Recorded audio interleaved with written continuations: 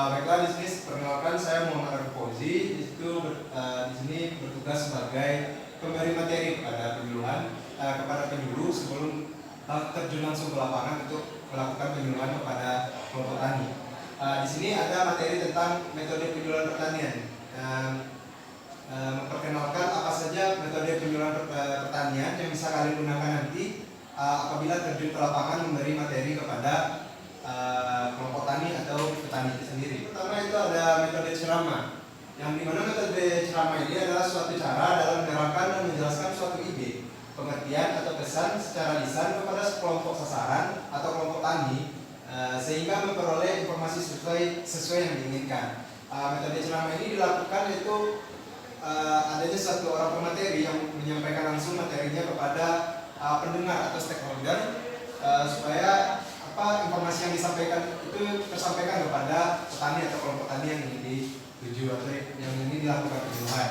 Selanjutnya itu ada metode diskusi kelompok, di mana metode diskusi kelompok adalah pembicaraan yang direncanakan dan telah dipersiapkan tentang suatu topik pembicaraan, diantaranya 5 sampai dengan 20 peserta atau sasaran dengan seorang pemimpin diskusi yang telah ditunjuk, yang dimana yaitu seorang penyuluh di sini sebagai pemimpin sebuah diskusi kelompok mendengarkan atau sebagai pemimpin untuk jalannya suatu diskusi kelompok. Jadi di sini bisa para peserta atau petani menyampaikan permasalahannya atau bisa juga membahas suatu pengetahuan tentang apa yang ingin mereka tahu untuk memajukan usahanya gitu. Selanjutnya ada juga mungkin di sini bisa dilihat seperti ini contoh dari diskusi kelompok. Jadi itu dipimpin oleh seorang penyuluhan sebagai pemimpin diskusi dan pesertanya berjumlah kurang lebih 5 sampai 20 orang.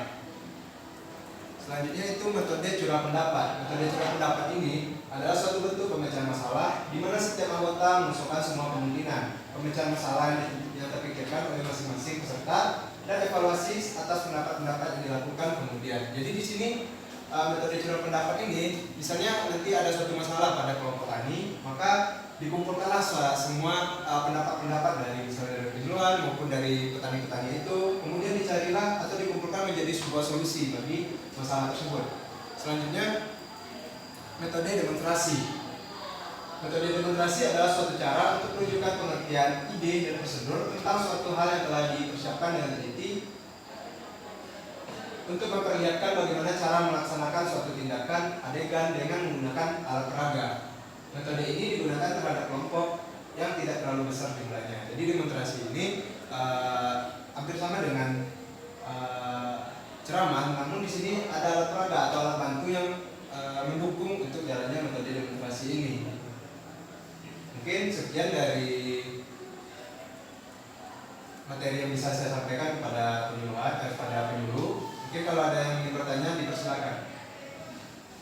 Baik Pak, di sini saya ingin bertanya, untuk mengaplikasikan metode ini, apakah kita bisa melakukan 2 metode dalam satu kegiatan penyuluhan, Pak?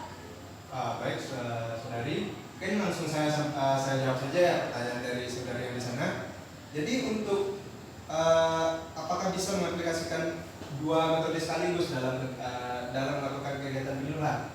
Mungkin bisa dikatakan bisa dipakai 2 metode, namun di sini ada alasannya, gitu. Dan juga harus memperhatikan metode mana yang paling cocok untuk digunakan pada saat penyuluhan. Mungkin bisa dulu dicari tahu ataupun mengidentifikasi dulu bagaimana kelompok tani itu atau sasaran yang ingin dikasih materi gitu. Jadi emang harus metode ini bukan asal-asal metode yang bisa dipakai, tapi emang harus ditentukan mana metode yang tepat bisa digunakan untuk melakukan penyuluhan ini. Apabila metodenya tepat, otomatis partisipasi dari petani akan meningkat juga. Oke, ada pertanyaan selanjutnya? Silakan.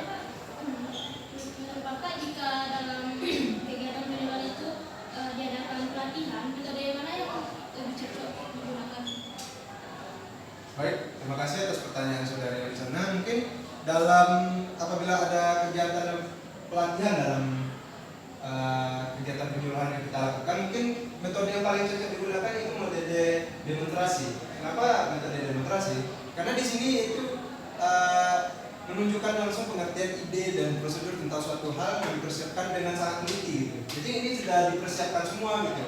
Dan langsung juga diperagakan pada petani, bisa juga di lapangan langsung diperagakan. Jadi petani itu juga termotivasi untuk ikut dalam metode ini atau kegiatan penjualan yang kita lakukan. Mungkin pertanyaan selanjutnya. Pak, saya ingin bertanya, untuk metode diskusi kelompok dan curah pendapat ini, apakah sama aja dalam pengaplikasinya atau berbeda, Pak? Baik. Terima kasih atas pertanyaannya, saudara yang di sana. Mungkin saya langsung menjawab saja ya. Jadi dalam metode diskusi kelompok dan curah pendapat itu bisa dikatakan sama, namun prosedur dalam melakukannya itu ada perbedaan gitu. Kalau di dalam diskusi kelompok itu ada pemimpin yang mengatur semua jalannya diskusi kelompok. Namun di curah pendapat ini semua itu disamaratakan gitu. Semuanya boleh mengutarakan apa saja pendapat yang mereka tanpa adanya pemimpin.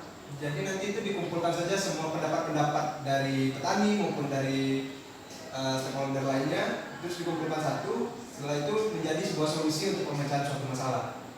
Oke, sekian. Apa ada pertanyaan lain? Baik, terima kasih. Mungkin cuma segitu ya untuk materi, metode apa saja yang bisa kita bawakan dalam kegiatan penjualan pertanian. Mungkin untuk kegiatan selanjutnya, mudah-mudahan kegiatan penjualan yang kita lakukan sesuai metode yang kita gunakan sesuai dengan yang dibutuhkan oleh petani. Sekian presentasi materi dari saya. Apabila ada salah kita mohon maaf. Saya tutup. Wabillahi taufiq wal hidayah. Assalamualaikum warahmatullahi wabarakatuh. Waalaikumsalam.